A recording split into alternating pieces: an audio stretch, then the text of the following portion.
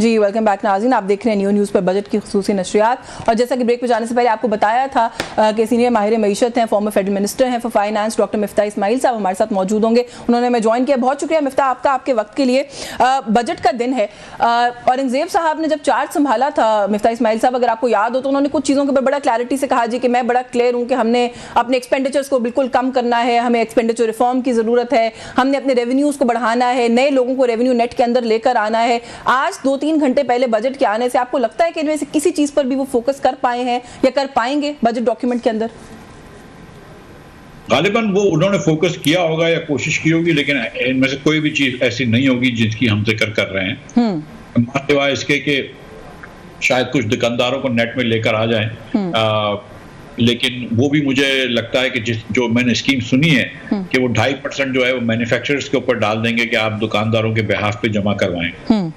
Basically sales tax की तरह। इसका मतलब है कि सेल टैक्स 2.5% से बढ़ा दिया आपने, दुकानदारों के ऊपर उसका कोई इम्पैक्ट नहीं होगा, उसका इम्पैक्ट सिर्फ सार्फिन पे होगा। तो अदर देन दैट देखें, एग्रीकल्चर इनकम टैक्स जो है वो वफाक नहीं लगा सकती, प्रॉपर्टी टैक्स वफाक नहीं लगा सकती। हमने रिक्वेस्ट की थी कि जैसे ये हुकूमत आएगी मीटिंग्स बैठो और ये सूबों से वफाक को ट्रांसफर करवा दो, वो नहीं हुआ। NFC अवार्ड में कुछ कमी कर दें, वो नहीं हुआ। जो स्कीमें सामने अभी तक आई हैं उसमें तो यही है कि जो टैक्स दहंदगान ऑलरेडी हैं, तनख्वाहदार तबका है, मैन्युफैक्चरिंग है, उसके ऊपर ही मजीद टैक्स लगेंगे। तो वो जो वाइडनिंग थी वो तो बिल्कुल नहीं हुई। जहाँ तक खर्चे का ताल्लुक है तो हम सुना है कि 1700 अरब रुपया का डेवलपमेंट बजट है, 1400 अरब रुपया हुकूमत डायरेक्टली खर्च करेगी, 100 अरब रुपया थ्रू पब्लिक प्राइवेट पार्टनरशिप और 200 अरब रुपए थ्रू स्टेट ओन एंटरप्राइजेस। तो 1700 अरब रुपये वक्त खर्च कर रहे हैं जब आपके पास पैसे नहीं है। ये this is not the right priority. Priority तो की जब हम बात करते हैं वो एक्सपेंडिचर की हो, वो किसी भी और चीज़ की हो, हमें प्रायोरिटी समझ नहीं आती। इस मुल्क के अंदर कब तक ऐसा चलता रहेगा मिफ्ता साहब के मजीद कर्ज मिल गया है? ये अच्छी खबर होगी हमारी मईशत के लिए। इससे ज़्यादा बियॉन्ड दिस शायद हम ना सोच सकते हैं। हम 2-3 साल काम भी इसी के लिए करते हैं कि अगला कर्ज जो है वो कहीं से अच्छे से मिल जाए। इसके अलावा लगता है कि हमारा कोई होराइजन नहीं, हम देखते नहीं है इससे आगे। आपकी बात एकदम दुरुस्त है यशवीन। देखें, सच्ची बात यह है कि हिंदुस्तान, बांग्लादेश, श्रीलंका, नेपाल, ये सब हम मालदीव, ये सब हमसे आगे निकल गए। इन सब की सबसे अच्छी हो गई है। इन सब के नौजवान जो हैं उनको नौकरियां मिल रही हैं हमसे, हमारे नौजवानों से बेहतर। उनको तालीम मिल रही है हमारे नौजवानों से बेहतर। तो हमको एक बात ये समझनी चाहिए कि ये जो 70 साल हैं और ख़ास तौर पे बिलखुसूस जो पिछले 20-30 साल हैं, इसमें हमने पाकिस्तान को लेट डाउन किया है, पाकिस्तानियों को हमने लेट डाउन किया है और हमारे निज़ाम हुक्मरानी फरसूदा है और बिल्कुल गलत है और हमको ये सब चीज़ें चेंज करनी होंगी। हम एक दायरे में भाग रहे हैं, हम तेज़ी से भाग रहे हैं उस दायरे पे, लेकिन भाग तो एक दायरे के रही रहे हैं, तो आगे तो बढ़ ही नहीं रहे। अब जब अशराफिया को मुल्क की और मुल्क के जो ऐवान इख्तिदार में बैठे हैं उनको इस बात का इदराक हो जाएगा कि हम जो चीज़ें कर रहे हैं हमारी प्रायोरिटीज ही गलत हैं और हमको फंडामेंटल रिफॉर्म्स करने होंगे, तब कुछ चेंजेस आएंगे। लेकिन अभी तक तो ये हमारे यहाँ पॉलिटिक्स इज पावर पॉलिटिक्स। अपनी कुर्सी बचानी हो तो कोई फंडामेंटल इस्लाह नहीं होती। ये हुकूमत जो बगैर मैंडेट के वो कुछ भी नहीं कर सकती। मैंडेट होता है सर, तब भी क्या करते हैं? We are a country with an extremely regressive taxation system और अभी भी आप समझते हैं कि हम उसी डायरेक्शन में जाएंगे? क्योंकि अभी तक तो ये बड़ी स्टेटमेंट्स आ रही हैं जी कि हमने बड़ा पुश बैक किया है IMF को, हम GST नहीं बढ़ाएंगे, हम 45% तक जो इनकम टैक्स है उसको नहीं लेके जाएंगे। लेकिन ऑन द कॉन्ट्ररी अंदर से खबरें यही आ रही हैं कि अल्टीमेटली मानना पड़ेगा, चॉइस कोई नहीं है। देखिए, यही बात है ना कि हमको हर बजट IMF से करवाना होता है। इसलिए करवाना होता है कि हम उस नैच पे हैं कि हम को कर्ज कोई देने के लिए तैयार नहीं है IMF के अलावा, और हमको कर्ज लिए बगैर हमारा गुजारा नहीं होता क्योंकि हमको इतना कर्ज वापस करना है। 70,000 अरब रुपया इस मुल्क के नौजवानों के ऊपर हमने कर्ज कर दिया है। हर साल भी 8-9 हज़ार अरब बढ़ा है, अगले साल भी 7,000 अरब रुपए से कर्ज बढ़ेगा, शायद से ज़्यादा ही बढ़े, लेकिन ये तो प्रोजेक्शन है। इसमें क्या आपको फंडामेंटल रिफॉर्म्स नहीं करने चाहिए? इसमें क्या आपको बैठ के NFC अवार्ड के बारे में नहीं सोचना चाहिए? इसमें क्या आपको बैठ के widening of the tax net नहीं सोचना चाहिए? इसमें क्या आपको सोचना चाहिए कि जब आप और बांग्लादेश, आपके बांग्लादेश से ज़्यादा एक्सपोर्ट थे, आज उनके डबल है आपसे एक्सपोर्ट। वियतनाम और आपके एक्सपोर्ट बराबर थे, आज उनके 10 गुना आपसे एक्सपोर्ट है, तो आप गलतियां कर रहे हैं। ये नहीं को सोचना चाहिए। पाकिस्तान दुनिया की महंगी तरीन बिजली बेचता है मोस्ट कैटेगरीज में, सॉरी दुनिया की नहीं है, खित्ते की। पाकिस्तान खित्ते की महंगी तरीन गैस बेचता है और हर हमपुल्ला मुल्क से महंगी गैस बेचता है। आप इंडस्ट्रियल गैस महंगी रखी हुई है, आपने कंज्यूमर गैस महंगी रखी हुई है, फिर आप बोलते हैं कि हम तरक्की करेंगे, तो हो नहीं सकता ये सारी चीजें साथ साथ चलती नहीं है। सर, इजीली डूएबल कौन से ऐसे सेक्टर्स हैं जिनको टैक्स नेट के अंदर लाया जा सकता है? मेहनत तो किसी को भी नए टैक्स पेयर को लाने के लिए करनी पड़ेगी, लेकिन जो शायद, क्योंकि you have done it and I know कि आपने कुछ सेक्टर्स का नाम लिया था, आपको बड़ी रेजिस्टेंस का सामना भी करना पड़ा था और आप वो नहीं भी कर सके थे, तो आप नहीं कर सके थे तो ये कर लेंगे? देखिए, जब मैंने ये कोशिश की थी तो ये मेरा अपना एक आइडिया था कि दुकानदारों के ऊपर टैक्स लगाना चाहिए, कोई नया आइडिया नहीं था, कोशिश की गई थी।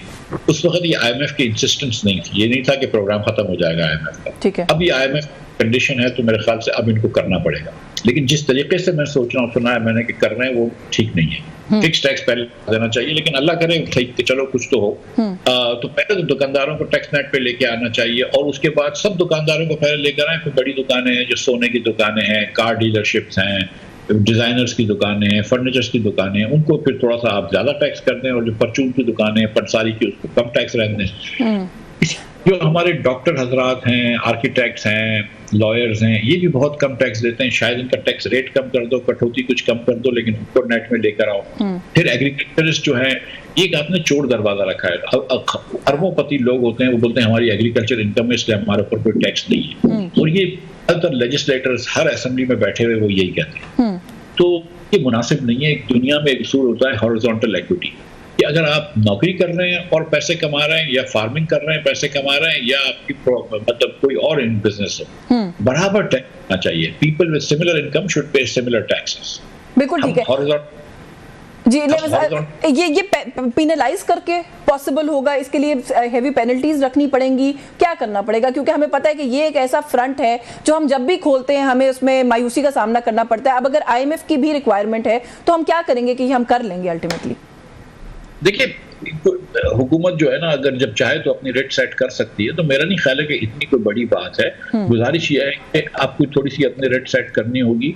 हमने जब शायद अब्बासी साहब वज़ीर आज़म थे तो हमने ये कहा था कि अगर आप टैक्स दहंदगार नहीं है, अगर आप नॉन टैक्स पेयर हैं, तो आपको मकान खरीदने की इजाज़त नहीं है और आपको गाड़ी खरीदने की इजाज़त नहीं है। जाहिर है कि अगर आपके पास इतने पैसे भी नहीं है कि आप टैक्स दे सकते हैं, तो आप मकान और गाड़ी तो नहीं खरीद सकते। तो हमने वो इजाज़त, अगले साल हमने कहा, हम सोच रहे थे, हमने कहा नहीं था ये, लेकिन अगले साल ही था कि हम उनको पासपोर्ट भी इशू नहीं करेंगे, कि आप उम्रे पे भी नहीं जा सकते अगर आप टैक्स पेयर नहीं है। तो हम सोचते, और 3 साल बाद कोई कॉन्सेप्ट ही खत्म हो जाना चाहिए कि there is a non taxpayer, everybody has to be a taxpayer. ये कॉन्सेप्ट आप सोचें कि आप ये कह रहे हैं कि आप हमने एक चोरों की कैटेगरी बना दी है कि आप चाहे तो टैक्स ना दें, लेकिन जब गाड़ी खरीदें तो थोड़े से फालतू पैसे दे देना, आप चाहे तो टैक्स ना दें, मकान खरीदें तो थोड़े से ज्यादा पैसे दे देना। बिल्कुल, वेरी राइटली सेड। हाँ, ऐसा ही है, ऐसे हम यही कर रहे हैं। अच्छा, थोड़ा सा ये एक और भी वो है, टॉपिक है जिसके ऊपर बड़ी बहस है। पेंशन रिफॉर्म की जरूरत है मुल्क के अंदर। एक तो क्या, what do we mean by reform, जब हम इसकी बात करते हैं, एक बात। दूसरा, जब हम पर्सनल टैक्स की बात कर रहे हैं तो उसके अंदर ये भी मामला आ रहा है कि जहां पे इनकम टैक्स लग रहा है वहीं पे पेंशन वाली इनकम को भी टैक्सेबल होना चाहिए। How do you look at this? देखिए, वो जो हॉरिजॉन्टल इक्विटी की बात थी कि income from any source should be taxed, तो इक्वल टैक्स, ठीक, तो वो बात खत्म हुई। देखिए, पेंशन जो है ना, सबसे ज्यादा तेजी से बढ़ता हुआ हमारा एक्सपेंडिचर है। वफाकी हुकूमत के अखराजात से भी ज्यादा निकल गया है। पहले कम हुआ करता था, 75% होता था, अब उसका 150%, 125% हो गया, और 8 साल बाद इतने बढ़ जाएगा कि डिफेंस से भी ज्यादा होगा और हमको देना एकदम मुश्किल हो जाएगा। तो अभी रिफॉर्म करने होंगे। रिफॉर्म्स क्या है?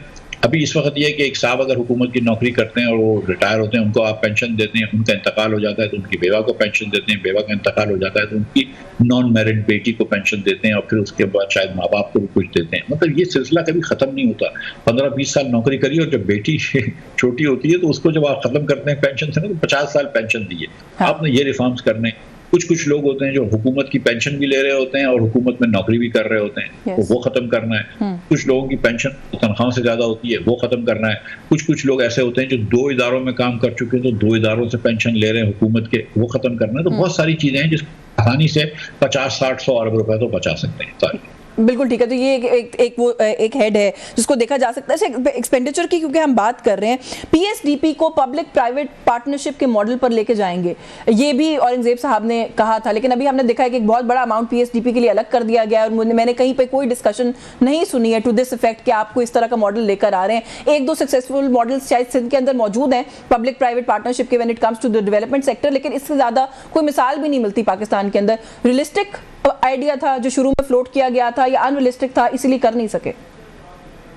नहीं, आई थिंक ये रियलिस्टिक आइडिया है, लेकिन इसके अंदर पहल ये होनी चाहिए कि आप एनएचए की फंडिंग बंद कर दें, नेशनल हाईवे अथॉरिटी, और उनको बोलें आप खुद पैसे लेकर आएं, बैंकों से लेकर आएं, टोल से जमा करें, कहीं ना कहीं आप खुद भी जमा करें। आप एनएचए की करके रोड बनाते हैं और हर जगह पे आप, अगर आपको जहां पे कहीं करना है आप वायबिलिटी गैप फंडिंग कर सकती हैं, लेकिन बेसिकली आपको वहां से शुरू करना चाहिए। 100 अरब रुपया इन्होंने मुख्तस किया है पब्लिक प्राइवेट पार्टनरशिप में, देखें क्या होता है। लेकिन अगर आप 1400 अरब रुपया आपने रख दिया बजट पीएसडीपी का, 100 अरब रुपया आपने मुख्तस ये कर लिया, 1500 हो गए, और 200 अरब रुपया आपने कहा कि एसओईज खर्च करेंगे, यानी कि रेलवेज कुछ डेवलपमेंट एक्सपेंडिचर्स करेगी, स्टेशन बनाएगी, ये वो।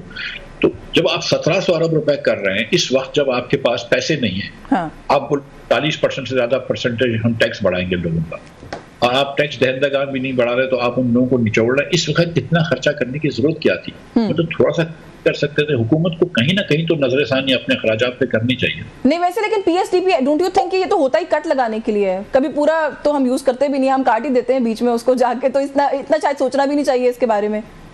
नहीं, बिल्कुल सोचना चाहिए। देखें, नुकसान ये होता है कि ऑलरेडी आपके पास कुछ 14-15 साल के कुछ 17,000 अरब रुपए के प्रोजेक्ट्स थ्रो फॉरवर्ड्स में पड़े हुए हैं, यानी कि आपने प्रोजेक्ट स्टार्ट करे हुए, वो खत्म नहीं किया। 17,000 अरब रुपया जब भी हमारे पास आएगा तब जाके ये प्रोजेक्ट खत्म होता है। ये कि किसी प्रोजेक्ट में आपने 100 अरब रुपया लगा दिया और पहले साल आपने 10 अरब रुपया उसको एलोकेट कर, उसके बाद आपने और पैसे नहीं दिए तो वो प्रोजेक्ट आधा बन के रुक जाएगा या थोड़ा सा बन के रुक जाएगा।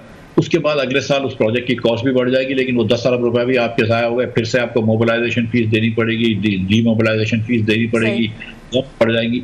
इससे बड़ा नुकसान होता है। नंबर एक तो ये, मतलब ये चीज़ करने की जरूरत क्या। नंबर दो, इस बजट के अंदर भी 75 अरब रुपया आपने एमएनएस के प्रोजेक्ट रखे हैं। हुकूमत के पीपल्स पार्टी और पीटीआई के, पीपल्स पार्टी और नून के मिला के कुछ 150 एमएनए बनते हैं। उन सब एमएनए को आप 50-50 करोड़ रुपए गिफ्ट दे किसी की, क्या हमारा मुल्क इतना मुतहम्मिल हो सकता है? उसके अलावा सूबों के पास पैसा है, वो अपने एमपीएस को 1-1 अरब रुपया दे रहे हैं।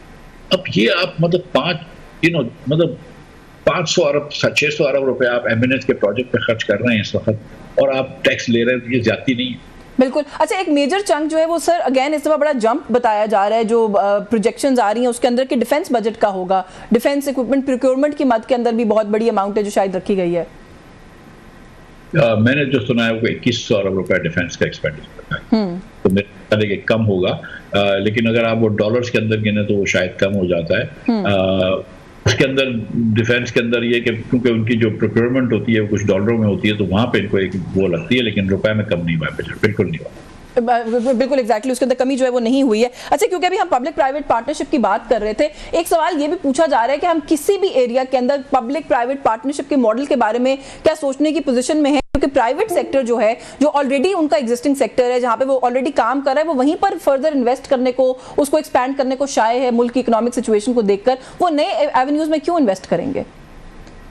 यशवीन, हमारे यहाँ अनफॉर्चुनेटली ये पब्लिक प्राइवेट एंटरप्राइज का या जो प्रोजेक्ट्स होते हैं ना, उसमें ये होता है कि प्राइवेट लोग रिस्क नहीं लेते, हुकूमत का रिस्क एंड लॉस हुकूमत का हो जाता है और बेनिफिट सेक्टर के हो जाते हैं। सो मतलब जैसे आईपीपीस का मॉडल था, हमने उनको 17% गारंटी कर दिया डॉलर में रिटर्न, हमने उनको बहुत सारी ऐसे मराद दे दिए कि टैक्स भी नहीं दोगे, 17% डॉलर में कमाओगे, फिर ओवर इन्वॉइसिंग भी हुई है, कुछ ओवर चार्ज हुआ फ्यूल का, तो सारा जो उनको तो पूरा अपना प्रॉफिट हो गया, लेकिन जो सारा रिस्क है कि अगर डिमांड कम हो गई तो वो भी हुकूमत ने लिया, जो कोई मसला हो जाता है तो सारे नुकसान हुकूमत के हो जाते हैं और प्राइवेट सेक्टर के हो जाता है। मेरे ख्याल से तो जहाँ पे आप सिर्फ प्राइवेट सेक्टर को ला सकते हैं और कंपैरेटिव मार्केट्स इस्टेब्लिश कर सकते हैं, वहाँ पे आप कर लें। क्यों जरूरत है आपको हुकूमत के फुटप्रिंट बढ़ाने में?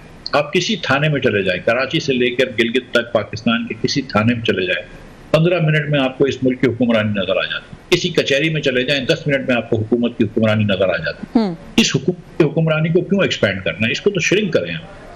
बिल्कुल इसको श्रिंक करने की ज़रूरत है। अच्छा, क्योंकि हम इन्वेस्टमेंट और उसकी बात करें, इन्वेस्टमेंट जो बताया गया हमें कि लोएस्ट रही है पता नहीं कितने ही दिहाइयों में, जितनी पाकिस्तान के अंदर हम अगर कोई कंपैरिजन कर सकते हैं। दूसरी तरफ कल अली परवेज़ मलिक साहब जो कर रहे थे प्रेस कॉन्फ्रेंस जब कर रहे थे इकोनॉमिक सर्वे की, उन्होंने कहा जी कि बहुत ज़्यादा फॉरेन इन्वेस्टर्स हैं जो पाकिस्तान में आने में इंटरेस्टेड हैं। एक तो इस क्लेम को कैसे देखते हैं, दूसरा ये जो इन्वेस्टमेंट एट इट्स लोएस्ट है, उसके बाद मैं थोड़ा सा SIFC से जोड़ के भी सवाल करना चाहती हूँ कि फिर वो जो प्रोग्राम्स और प्लान्स हम लेकर आ रहे हैं, उन पर काम कर रहे हैं, वो फिर ज्यादा ओवर एम्बिशियस नहीं हो रहे सर हम इस एरिया को लेकर भी अभी? देखिए, हम तो काफी अरसे से सुन रहे हैं कि फॉरेन इन्वेस्टमेंट आ रही है, फॉरेन इन्वेस्टमेंट आ रही है, लेकिन कब वक्त आ नहीं रही है। मतलब हम सुन रहे हैं कि वो आ रही है लेकिन आ तो नहीं रही है। हाँ। तो मेरा नहीं ख्याल है कि जिस मुल्क के अंदर लोकल इन्वेस्टर इन्वेस्ट नहीं कर रहा हो, जिस मुल्क के अंदर आपकी हिस्टोरिक लो 5 डेकेड की लोवेस्ट इन्वेस्टमेंट टू GDP हो गई हो, जिस मुल्क में 20.5% जो है वो इंटरेस्ट रेट अब हुआ 22 तक 3 दिन पहले तक, जिस मुल्क के अंदर आपके जो फॉरेनर्स यहाँ पे ऑलरेडी इन्वेस्ट कर चुके हैं उनके जो प्रॉफिट्स हो गए हैं उसका डिविडेंड आप देने की इजाज़त नहीं दे रहा हो स्टेट बैंक, और उसको 6-8 महीने की ताख़ीर कर रहा हो, जिस मुल्क के अंदर कंपनियां छोड़ के जा रही हैं, फाइजर फार्मास्यूटिकल्स छोड़ के चले गई, स्क्विब अपने मार्टिन डाउ कुछ अर्से पहले छोड़ के चले गई थी, आप शेल बीच में बेचने का सोच रही थी, जिस मुल्क में एग्जिस्टिंग पाकिस्तानी इन्वेस्टर्स जो है फॉरेन इन्वेस्टर्स वो छोड़ के जा रहे हों, इस मुल्क में बाहर से फॉरेन इन्वेस्टर लाना मेरे ख्याल से बहुत मुश्किल होगा। हमको पहले अब चीज़ों को ठीक करना होगा। जब मुल्क ठीक हो जाएगा खुद ब खुद फॉरेन इन्वेस्टर्स आएंगे और वो आके इधर काम करेंगे, लेकिन इस वक्त आपको ये बात समझनी चाहिए कि आपका मुल्क ही ठीक नहीं है, आपकी मईशत ही ठीक नहीं है, आपके इदारे ठीक नहीं है, आपके प्रोसीजर्स ठीक नहीं है, आपकी बिजली दुनिया की महंगी है, आपकी गैस इतनी महंगी है, आपकी सियासत भी ठीक नहीं है। सियासी जो वोलेटिलिटी है पॉलिटिकल, वो भी एक बहुत मेजर फैक्टर है लोगों को डिस्करेज करने के लिए। लेकिन आज किसी पाकिस्तानी से, ज़ी-शऊर पाकिस्तानी से पूछें कि भाई अगले 2 साल बाद कौन सी हुकूमत होगी, तो वो इस बात की गारंटी नहीं करेगा कि शहबाज शरीफ साहब की क्या हुकूमत रहेगी, तो नहीं पता है, और सब नहीं पता है, राइट। कभी कोई रूमर आ रही है, कभी कोई रूमर आ रही है। जो सबसे बड़ी पार्टी है पाकिस्तान की वो इस वक्त, और जो हुकूमरान पार्टी है वो दस्तो गिरेबा है, इदारों के खिलाफ बहुत सारे मसाइल हो रहे हैं।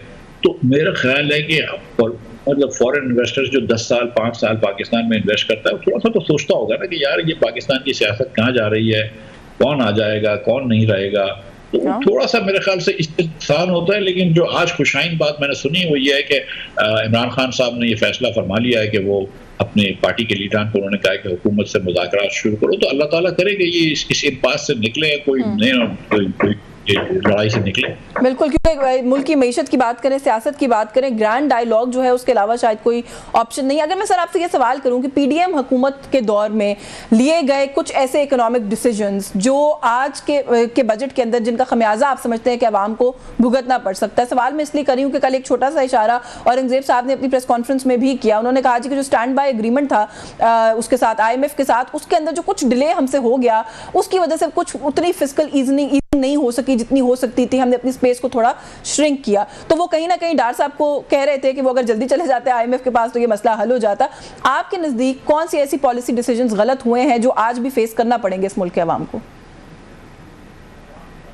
देखिए, एक पॉलिसी डिसीजन जो मेरे जमाने में जो गलत हुआ था 2 हुए अच्छे।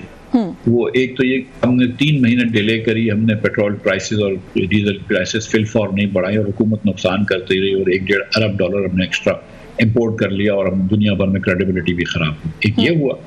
फिर जब IMF से बड़ी मुश्किल से हमने रिव्यू मुकम्मल किया और जब दूसरा रिव्यू करने के लिए तैयार थे, मतलब जुलाई टू सितंबर, और सितंबर में जो पहले रिव्यू के पैसे आए तो आपने मुझे हटा दिया और डार साहब ने आके वो कहा कि मैं IMF से अपने तब पे बात करूंगा वगैरह वगैरह। मैंने डॉलर उन्होंने 229 पे रोके रखा फरवरी तक, फिर एक दिन अचानक जो है वो 270 हो गया जी। वो 4 महीने थे जिससे 229 से 270 गया। वो फरवरी अप्रैल में और फरवरी मार्च अप्रैल में वो 35% महंगाई रही। उससे जो महीने लगातार 30% के ऊपर महंगाई रहेगी तो पता नहीं कितने करोड़ लोग जो है वो खत गुर्बत के नीचे चले गए क्योंकि आमदन तो नहीं बढ़ रही थी।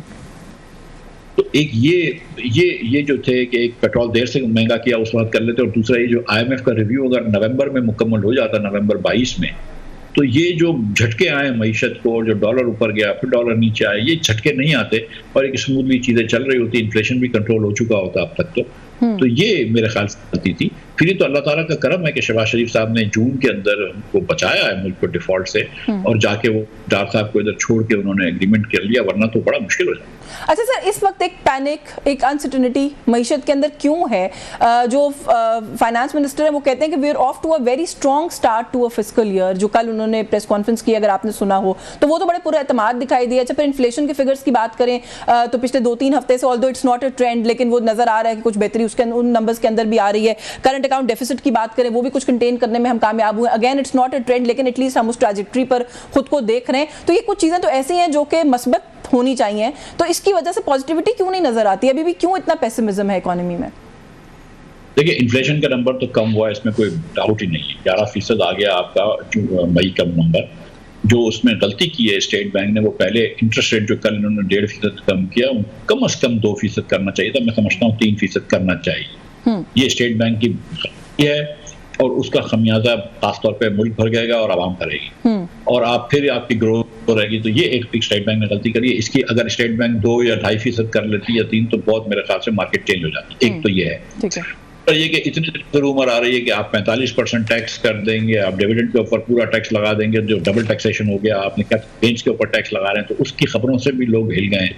और तीसरी चीज ये है कि ये जो बात करनी कि डेफिसिट कंट्रोल में, वो बात एकदम गलत है। तो पहले 9 महीने जो होते हैं वो कंट्रोल में होते हैं, वो आखिरी 3 महीने जो वो कंट्रोल से बाहर होते हैं। आप देख लीजिएगा कि बिल्कुल जब ये खत्म होगा तो डेफिसिट बिल्कुल कंट्रोल में नहीं रहेगा, आप ये देख लीजिए। बिल्कुल कंट्रोल में नहीं रहेगा, लेकिन अभी आपने कहा ना कि इन्फ्लेशन तो बिल्कुल सही बात है कि हुई है। पहले तो बात सर ये कि अभी भी है तो डबल डिजिट में है, सिंगल डिजिट नहीं हुई इन्फ्लेशन। दूसरी बात ये कि ये भी जी जी जी प्लीज कहिए। इस साल में भी एवरेज इन्फ्लेशन 24% है अब तक। जी जी 23-24 एग्जैक्टली, वो तो डबल डिजिट है, और जो कमी भी आई है वो भी अभी तक कोई सिंगल डिजिट में हम नहीं गए।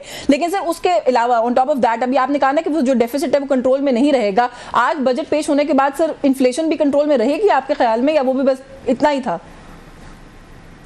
देखिए, 3 रिक्वायरमेंट्स IMF की थी जो अग्रीमेंट करने से पहले। एक रिक्वायरमेंट थी कि असेंबली बजट पास करे, वो इंशाल्लाह हो जाएगी, उनकी मर्जी का, IMF की मर्जी का।